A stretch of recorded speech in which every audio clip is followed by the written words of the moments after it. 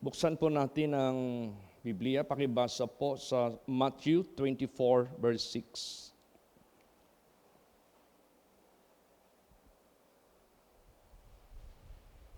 Praise the Lord. And ye shall hear of wars and rumors of wars. See that ye be not troubled, for all these things must come to pass, but the end is not yet. Ayan. So makakarinig tayo ng gera. Kasi hindi pa naman dumating sa atin yung talagang digmaan. Galing sa pinagmulan nito sa Middle East. Naririnig pa lang natin sa mga news. At meron ding rumors of wars. Ano yung rumors of wars? Na naririnig din natin na may mga tendencies na pwedeng lalaki ito. Pwedeng magsali ang iba pang mga malalaking bansa kung sino yung gusto nilang papanigan. Iran ba o ang Amerika at saka Israel ba? So, naririnig na natin ito. When in fact, kung ating tutuusin ang Biblia, panahon pa ni Abraham, may gera na. Panahon pa sa Old Testament, may mga gera na. Panahon ni King David, may mga gera na.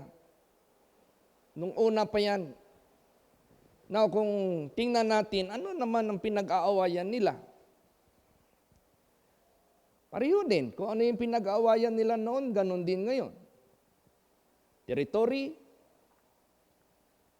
itong economy, agawan ng oil, kung ano yung nagpapayaman sa bansa, aagawin. Territory, may mga history na matawag natin dati, belong to that country, tapos nag-separate, gusto nilang i-reclaim. Yan ang pinagmumula ng gera.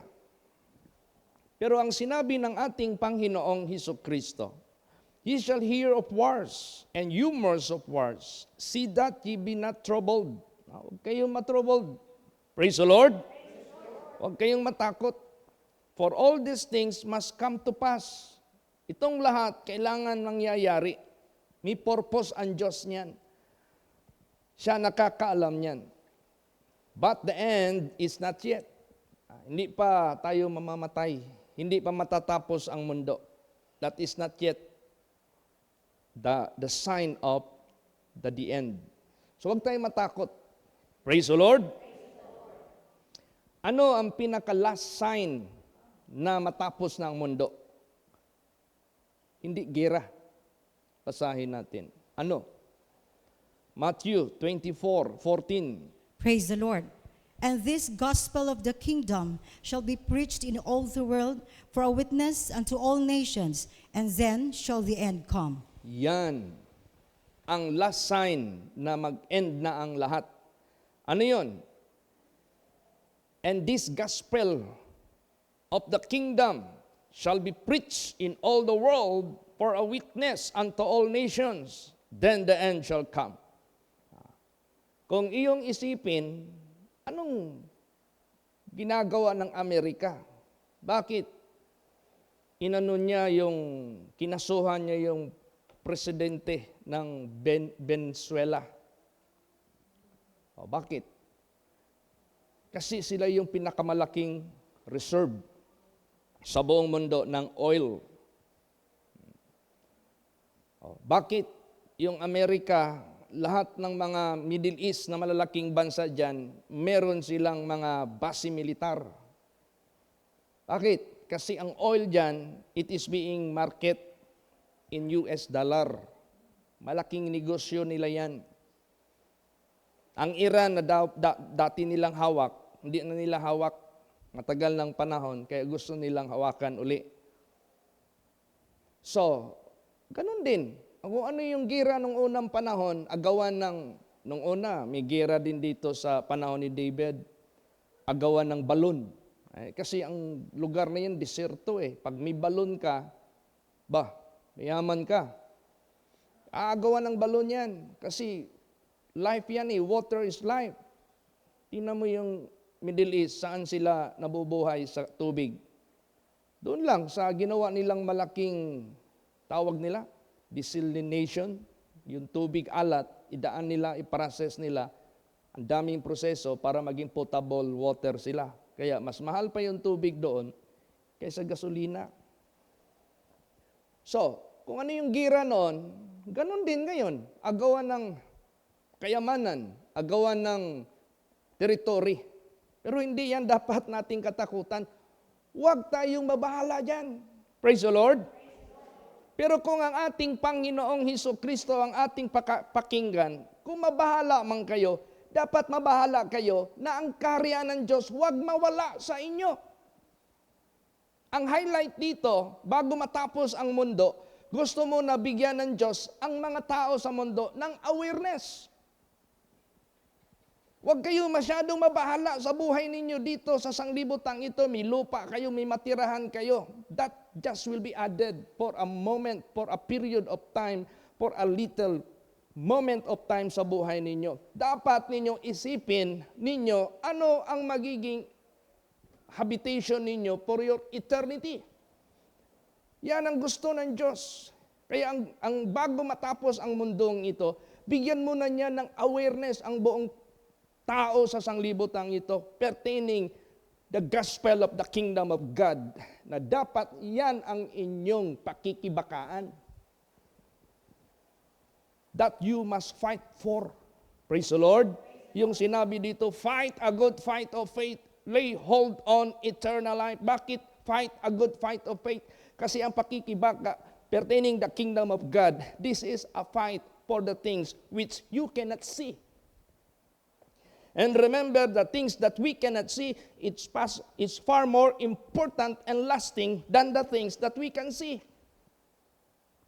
Kung nakikibaka tayo sa mga bagay na hindi nakikita, they are more lasting and far more important than the things sa mga nakikita natin. E ano yung pinaglalabanan ngayon ng mga bansa ngayon? Mga bagay na nakikita. Mga bagay na mga material which is so temporal. Temporary lang yan. Kaya, pasalamat tayo sa ating Panginoong Hesukristo. Naghatid siya sa atin ng great impact sa katotohanan ng Diyos na kinakailangan itong kaluluwa natin, meron itong dapat paglalagyan. Dapat meron itong kasiguraduhan saan niya i-spend ang kanyang eternity. Praise the Lord. O, yan, nag-offer na ang ating Panginoong Diyos through His gospel. Huwag tayong matakot. Anumang kaguluhan sa sanglibutang ito. Kung buhayin tayo ng Diyos, babubuhay tayo. Kung kukunin tayo ng Diyos, kahit walang gera, mamamatay tayo. Kasi yan man ang paraan ng Diyos, paano niya tayo i-change from corruptible to incorruptible. Normal lang yan. We should not fear the physical death. Ang dapat nating kasindakan at katakutan yung spiritual death. Yun yung sinabi ni Jesus, huwag niyong katakutan ang makapatay sa inyong laman.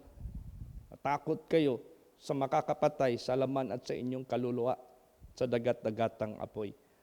So, therefore, huwag tayo mag-isip masyado ng mag-cause sa iyo ng stress, mag-cause sa iyo ng mapanik ka, wag. Sabi ni Lord Jesus, hindi pa yan ang katapusan. Praise the Lord. So, tingnan mo si Lazarus. Ang buong akala ng mga kapatid ni Lazarus, si Mary at saka si Martha, wala na. Patay na si Lazarus. Pero ang point of view ng ating Panginoong Hesukristo, sabi niya, no, this is for the glory of God. Minsan tayo ganun. Pag merong gira doon, mag-isip kagad tayo na mag-escalate ito, magkaroon ito ng wider coverage of war. So, World War III, palagay natin, para ang tingin natin matapos na ang mundo. Parang tingin natin mamamatay na tayo lahat. Iba ang pananaw ng Diyos. Basahin natin yung nangyari kay Lazarus. Pakibasa. John 11:4. Praise the Lord. When Jesus heard that, he said, "This sickness is not unto death, but for the glory of God, that the Son of God might be glorified thereby." Yan. para kay Martha, para kay Mary, end of everything na sa buhay ng kapatid nila si Lazarus. Lazarus died physically. But ang point of view ng ating Panginoong Kristo, iba. So ganun din, minsan ang paningin natin sa pangyayari ngayon sa mundo, parang tingin natin matatapos na ata ang mundo. Wala na siguro, wala na tayong pag-asa nito. Lalo't na pag gagamitin na nila yung mass destruction ng mga weapons. Ang dami pa namang ngayon, ginawa ang iba-ibang bansa, isang palipad lang ng rocket nila, nalula ng, hindi naman yung ginawa ng China. Sabi ng China, sige, hindi kami una magpalipad ng nuclear weapon. Unahan nyo lang kami. Pero masigurado namin, you can no longer shoot the second nuclear against us. Kasi meron kaming inimbento na isang lipad lang, 60 ka-nuclear warheads ang dala nito. Tinawag namin yang number 61 na nuclear weapon na hinanda namin. Isang lipad lang, 60 location. Kaya niyang i-flatten. Ang pananaw ng tao, malayo sa pananaw ng Diyos. Kung meron mang kinalalaman sa lahat ng pangyayari sa sanglibutang ito na under control niya, wala nang iba ang creator of the universe. Siya lang ang may kakayahan. Kung pahintuin niya yung gera, mapahinto niya. Kung yung gera darating, kung hindi yan ipahinto ng Diyos, hindi talaga yan hihinto. Kung sino yung mapapahamak, sino yung maliligtas, nasa kamay ng Diyos yan. Kaya kung magsalita ang ating Panginoong Kristo, pag sinabi niya, be not troubled, huwag tayo matrouble. Bakit? Sino siya? Kontrolado niya ang lahat. Praise the Lord. Ngayon, ang gusto lang ng ating Panginoong Diyos, what is the reason why bubuhayin pa tayo ng Diyos? Anong dahilan bubuhayin pa tayo ng Diyos? Ano ang prayer ng ating Panginoong Kristo? Na hindi niya muna tayo kunin ng buhay na Diyos. Pero meron siyang prayer para sa atin na dapat ito ang mangyari sa atin. Basa. Kung mabubuhay man lang tayo, dapat ito ang ating magiging status. John 17 verse 15, pakibasa. Praise the Lord. I pray not that thou shouldest take them out of the world, but that thou shouldest keep them from the evil. Yan. Hindi ko idadalangin na kunin mo na sila sa sanglibutang ito. Pero na ikaw ay mag-ingat sa kanila mula sa evil. So, ang pinaka-critical na status ng buhay natin sa sanglibutang ito, if we are not being delivered from evil. See, pag hindi tayo nailikas, nailigtas, na-rescue from evil. Ano yung evil? That represents devil na nagsisira ng ating kinabukasan sa presensya ng ating Creator. Kung ano yung paghanda ng Diyos ng kanyang kaharian for us to inherit it, ang diablo naman gusto niyang mawala yan sa atin. Kung paano ang Diyos umibig sa atin at ayaw niya tayong maimpyerno, that we shall not perish, kay Satanas naman, gusto niya tayo maimpyerno. Yan yung evil, na totoong evil, na kinonsider ng ating Panginoong Kristo. Praise the Lord. Yan ang totoong evil, kasi that is eternal That is forever state. That is eternal agony, eternal suffering, lahat. Wala nang yan, exit yan. Wala nang lunas yan. Buti pa yung mamatay ka, basta mamatay ka lang sa Panginoon, bubuhayin ka pa uli. Pero kung yung evil na yan na gawa ng diablo na ipahamak tayo, wala. Yan ang dapat mangyari. Kung buhay man tayo at bubuhayin pa tayo ng Diyos, see to it, delivered ka na from evil. Wala ka na sa kamay ng diablo. Wala ka na sa kasalanan. Wala ka na sa kalikuan. Wala ka na dyan sa kadiliman. Tingnan mo yung prayer na tinuro ni Lord Jesus sa atin. Basahin natin. Matthew 6:13. Praise the Lord. and lead us not into temptation, but deliver us from evil.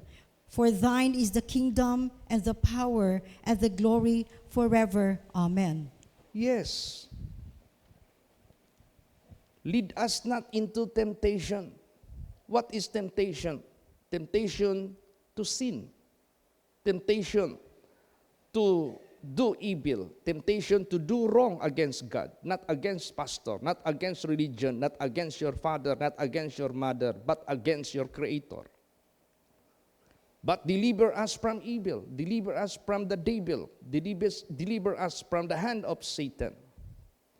For the kingdom is yours, and the power is yours, and the glory is yours, forever and ever. So ibig sabihin yan, kung ikaw ay papasukin niya sa kanyang kaharian, siya yung may desisyon para sa iyo. So para makapasok ka sa kaharian ng Diyos, you must be delivered from evil. Kasi pag hindi ka ma-delivered from evil, hindi ka makapasok sa kaharian ng Diyos. Kasi pag ikaw ay hawak ng masamang espiritu, dadalhin ka niya sa kapahamakan ng iyong kaluluwa. Kailangan ma-delivered ka from evil para ma-set free ka from the power of Satan, from the power of darkness, from the power of sin, para mabalik ka sa Diyos at ikaw makarating sa kanyang kaharian. Yan ang karamihan ngayon na dinidisregard lang ng mga tao. They don't give big importance. Mas importante pa sa kanila yung mga agawan ng kayamanan, agawan ng territory, agawan ng resources sa sanglibotang ito. Ilang taon ka malang mabuhay dito? Si Trump, ilang taon na lang yan ba? Malapit naman yan mamatay. Ilang taon na ba si Trump? 70 plus naman ata yan. Ilan lang ang lifespan sa buhay ng tao? 80 to 90? Mahaba na yung 90? Ma-enjoy mo lang ilang taon? Yan lang ang gusto mong magwala ka dito sa sanglibotang ito, bombahan mo ng bombahan yung mga bansa dyan na mga nanahimik para lang sa mga territories na yan, samantalang ang pakinabang mo, napakaliit lang. Yan ba ang ipa-inherit mo sa bansa mo? See? So, ang gusto ng ating Panginoon Diyos, yung totoo talaga na riches, totoo talaga na life eternal, hindi na yung mawala sa buhay natin. Yan yung hatid ng katotohanan ng Diyos sa buhay natin. Let us not neglect that. Para sa ganon, secured ka. At kung gusto kang buhayin ng Diyos, buhay ka talaga, hindi ka mamamatay. At kung kukunin ka naman ng Panginoon, wala ding makakapigil kahit sino pang tatayo sa harapan ng Diyos para pigilan. Pag kinuha ka na ng Diyos, kunin ka talaga. Bakit? That is just an indication you are not the owner of yourself. There is someone who owned you, who created you, and that is the living God. Kaya, dito tayo sa katotohanan ng Diyos. Importante habang nandito tayo surviving sa sanglibotang ito, see to it, you are delivered from evil. Wala ka na dyan sa kasalanan. Praise the Lord. Tapos pag-preserve ka from all evil, preserve din yung kaluluwa mo. Kung preserve yung kaluluwa mo, preserve din yung kailangan mo sa sanglibotang ito. Alam mo, kung sinisecure natin yung kaluluwa natin for the kingdom of God's sake, secured na rin yung ating buhay sa physical, sa material ng libotang ito. Kasi yan yung promise ng Diyos sa Matthew 6:33. Unahin nyo lang ang kaharian ng Diyos at ang lahat idaragdag ko sa inyo. Sino ba siya na magsalita na ganyan? Idaragdag niya lang ang lahat. He has the capability, He has the authority, He has the power to do so. Yes! Siya nagmamayari sa lahat. He created all things, so He has the power to fulfill what He said. Praise the Lord. Kaya kailangan natin pagtibayin ang ating pananampalataya sa Diyos. For without faith, it is impossible to please Him. For him that cometh to God must believe that He is a rewarder of them that diligently seek Him. Importante yung pananampalataya natin sa Diyos para mapaligaya natin siya, na kahit hindi natin siya nakikita, we believe Him, we trust in Him, we hope in Him, we wait for Him. Mapiplease ang Diyos, buhay ang Diyos. Tingnan mo lahat ng sinasalita ng Diyos sa langit man dito sa lupa. Nangyayari. Bago itong mangyayari, salvation to those who believe, damnation to those who do not believe. Sa langit, nung hindi naniwala sa Diyos, pahamak. Yung naniwala, remain blessed. Dito sa sanglibutang ito, yung naniwala sa Diyos, ligtas. Yung hindi naniwala, pahamak. O kaya ngayon, sa buhay natin, you want to be preserved, dapat wala ka na dyan sa kasamaan. Wala ka na dyan sa kasalanan. Basahin natin. Psalms 121 verse 7. Praise the Lord. The Lord shall preserve thee from all evil. He shall preserve thy soul. Yes. I-preserve ka from all evil, from all harm. Paano yan, Pastor? Ang tataas na ng mga bilihin ngayon. Don't be troubled. God is greater than them. Kaya nga sinabi diyan, greater is He that is in you than he that is of the world. Kung hindi kayang gawin ng gobyerno natin to increase the salary of our fellow citizens, God can increase our capability to overcome high prices. Praise the Lord. Our God is able and capable to make us greater and stronger than challenges na dumarating sa buhay natin. So, He is able to preserve you from all evil, from all high prices, from all challenges sa buhay natin. He can still preserve you. They shall not be our destruction. Hindi sila maging destruction para sa atin. We shall still being preserved from all evil and preserve your soul. Praise the Lord. God, hindi naman nag-promise ang Diyos, we shall not die anymore. But He promised the preservation of our eternal soul. Hindi, tatanda man talaga tayo. Tingnan mo yung mga anak ng Diyos dito sa Bible. Dumaan din sila ng kamatayan. It is appointed unto man once to die. But that is not an issue. That is not a problem. When in fact Paul said, for me to live is Christ and to die is gain. Precious in the sight of the Lord is the death of His saints. Blessed are they who died in the Lord, because they shall rest from their labor and their works do follow them. So ibig sabihin yan, death is not anymore issue to those who are delivered from evil. Praise the Lord. Preserve ka. At tsaka habang nandito pa tayo sa sanglibutang ito, kaya tayong i-establish ng Diyos na hindi tayo ma-move. Basa 2 Thessalonians 3 verse 3. Praise the Lord. But the Lord is faithful, who shall establish you and keep you from evil. Yes. Faithful ang Panginoon para i-establish ka at ingatan ka sa lahat ng mga kasamaan. Bubuhayin pa tayo ng Diyos. Pag may purpose pa ang Diyos sa atin, bubuhayin pa tayo. Amen? Praise the Lord.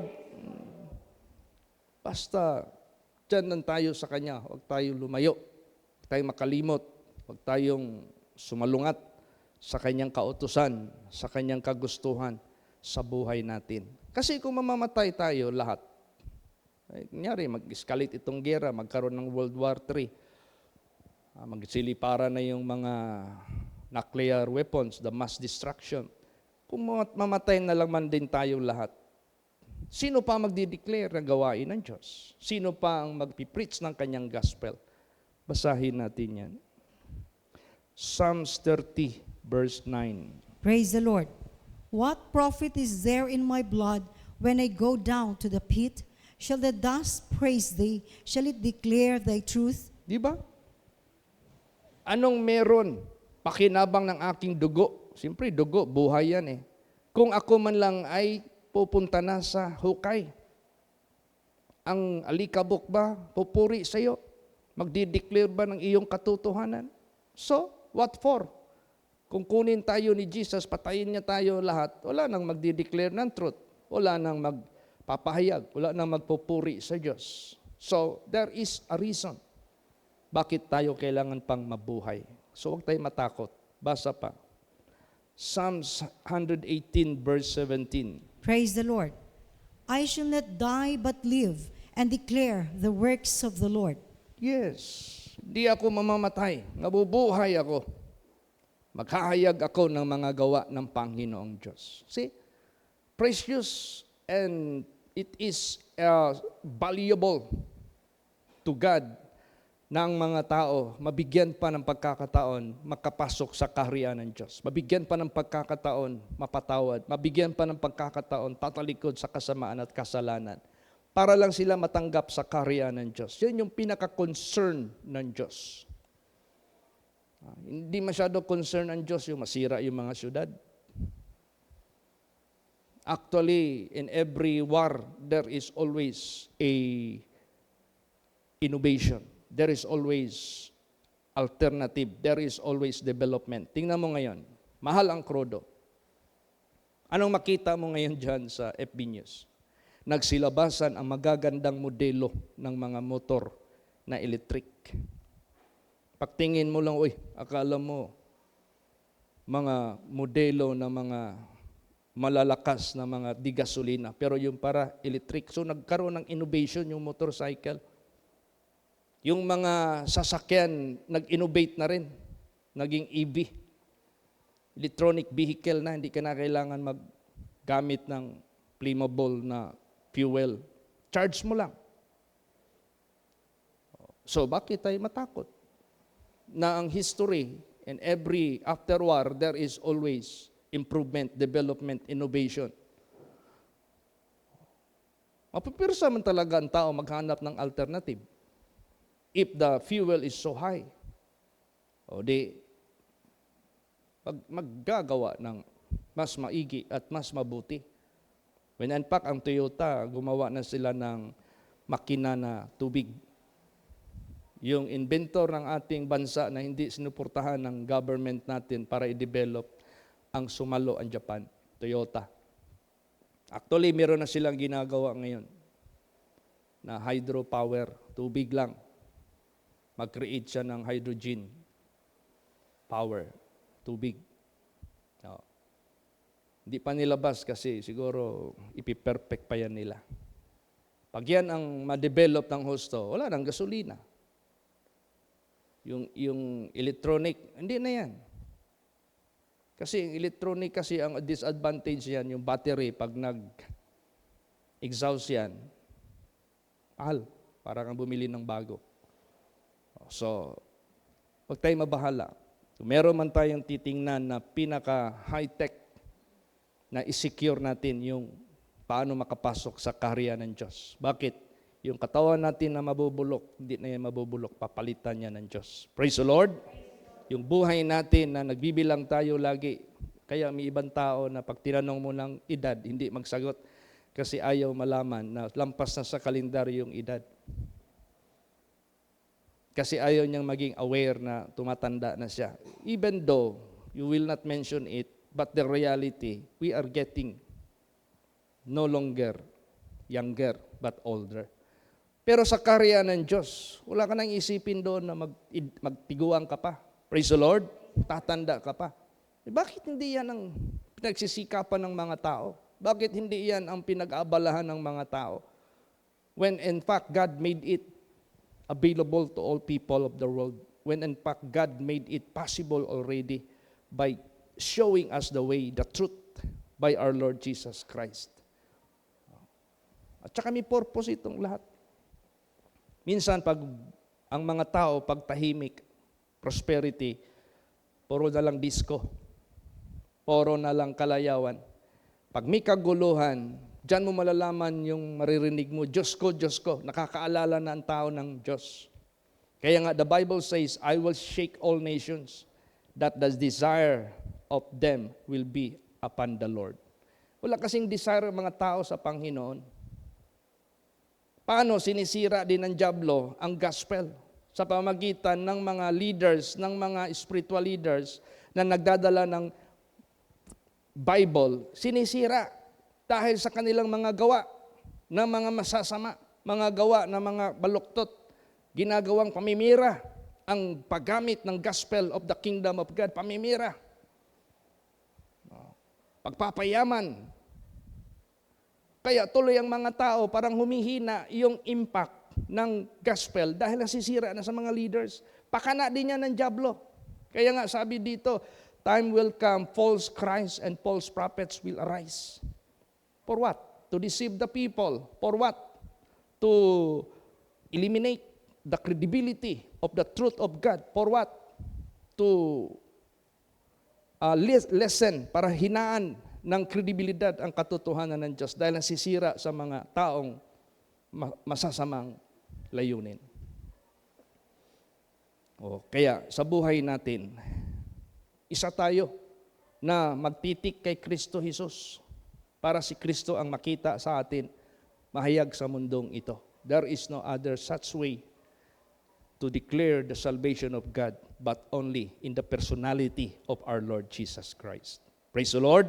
Diyan lamang sa Kanya. Alam mo, may tao dito na was possessed by the devil. Lumapit siya kay Jesus Christ. He was delivered. Sabi niya kay Jesus, Lord, I want to follow you wherever you go. Alam mo, tinanggihan siya ni Lord Jesus. Sabi niya, no. But rather, go and declare what I have done to you. Ayaw ni Jesus, niligtas ka niya. Wala kang gagawin sa pagpapahayag, wala kang gagawin sa pagtestify. Niligtas tayo ng Diyos. Kung ano yung miracle ginawa ng Diyos sa atin, sa ating kaligtasan, then huwag kang manatili na sunod-sunod ka lang dyan kay Jesus without doing anything. But Jesus said, wag, rather go. Kaya ang purpose si Jesus, bakit pa niya tayo binuhay? To declare, to proclaim na ng salvation ng Diyos na ating na angkin. Basahin natin yung kasaysayan dyan. Luke 8:38 and 39. Praise the Lord. Now the man out of whom the devils were departed besought him that he might be with him. But Jesus sent him away, saying, Return to thine own house, and show how great things God hath done unto thee. And he went his way, and published throughout the whole city how great things Jesus had done unto him. Di ba? Yan ang purpose ng Diyos. He was delivered from evil spirits. Then he asked Jesus that he might go wherever he might go. But Jesus said, go home and declare, publish, sabi dyan. Sabi naman dito ni Jesus, but Jesus sent him away. Pinapadala siya kung saan siya ipadala. Return to thine own house and show how great things God hath done unto thee. Huwag mo itago.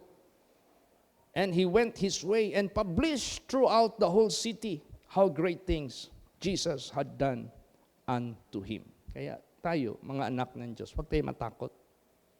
Dumaan ang pandemic, to God be the glory. Ni isa sa atin wala man lang napahamak. Amen? Even a single. Wala. Purpose pa ng Diyos na buhayin ang mga anak ng Diyos.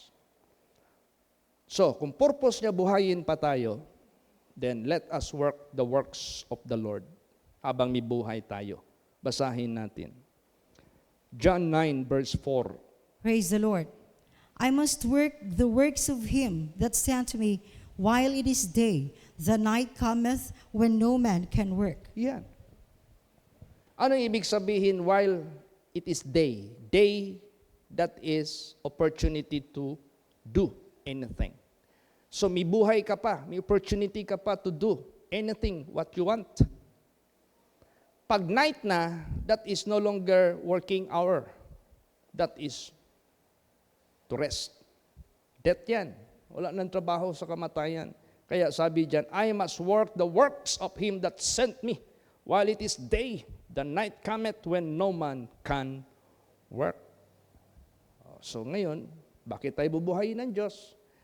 That we might do the works of him who saved us. Praise the Lord.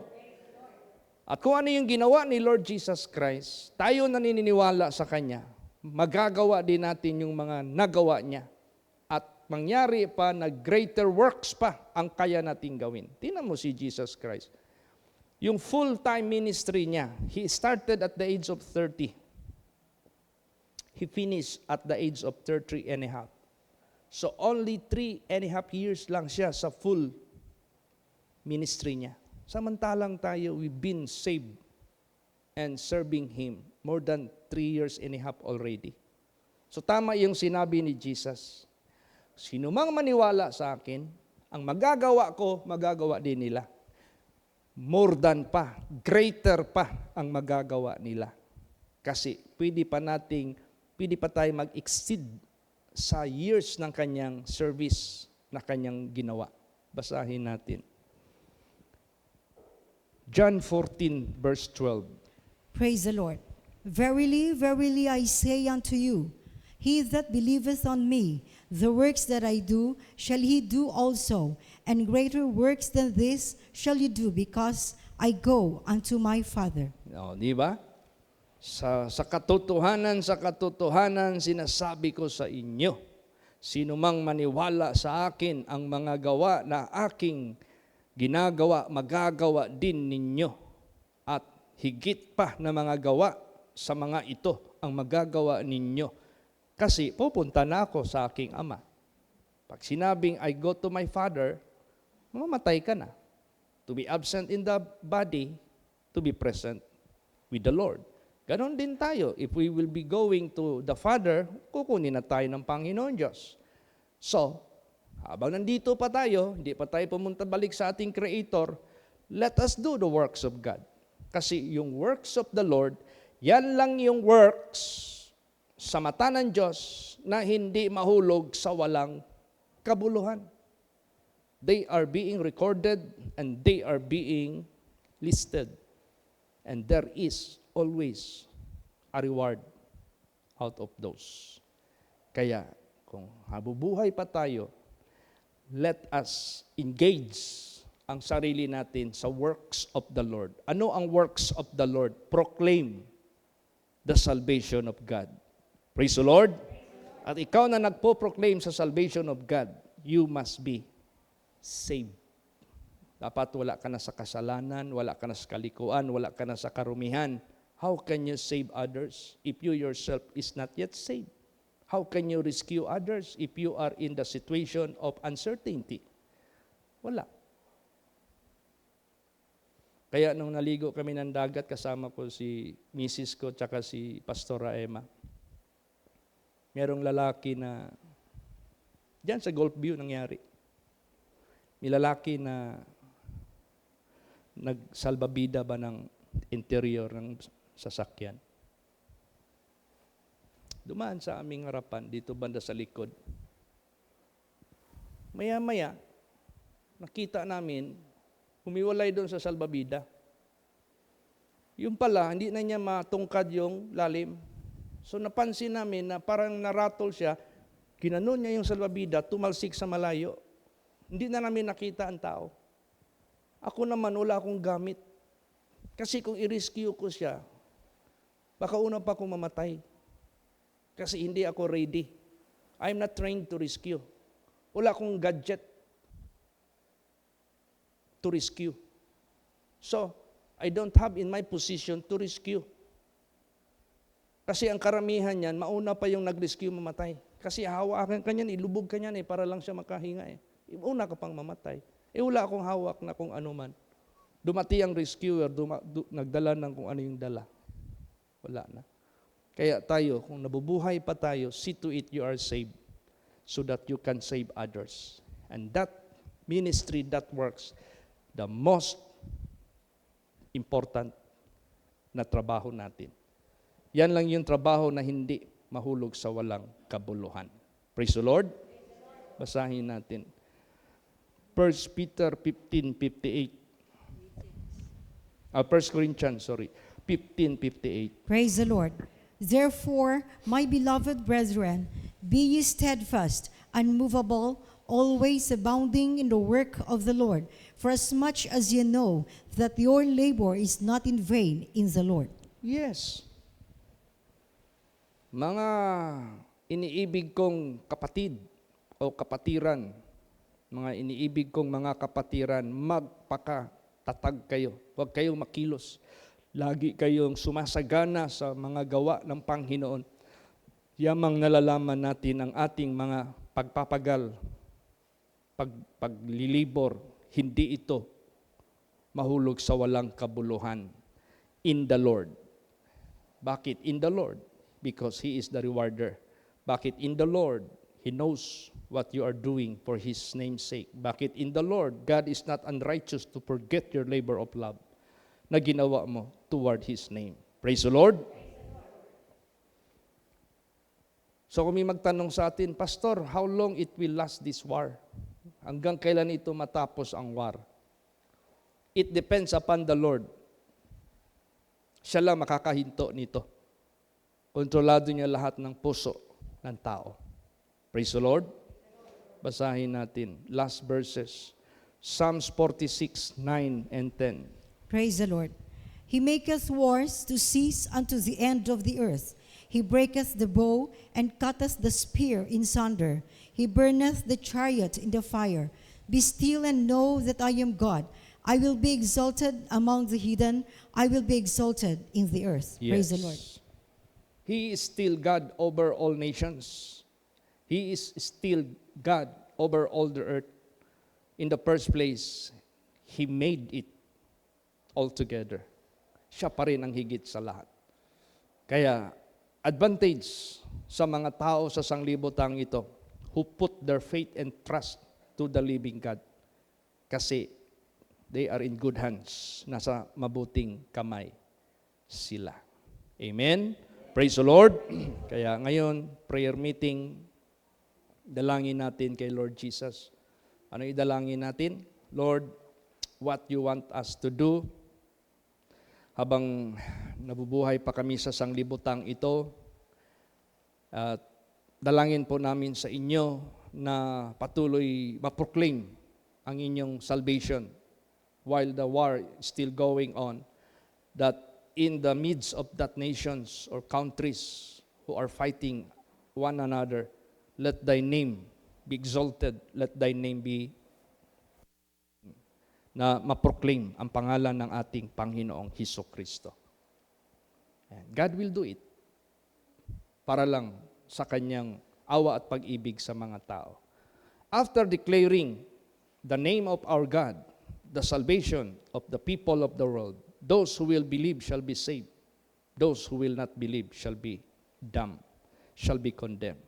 That is the reality after mapahayagan ng Diyos ang mundo sa kanyang pagliligtas. He is the same yesterday, today, and forever. Kaya tayo, magpakatibay tayo sa Panginoong Diyos. Amen? Praise the Lord. Alright. Bago ako magpunta sa closing song,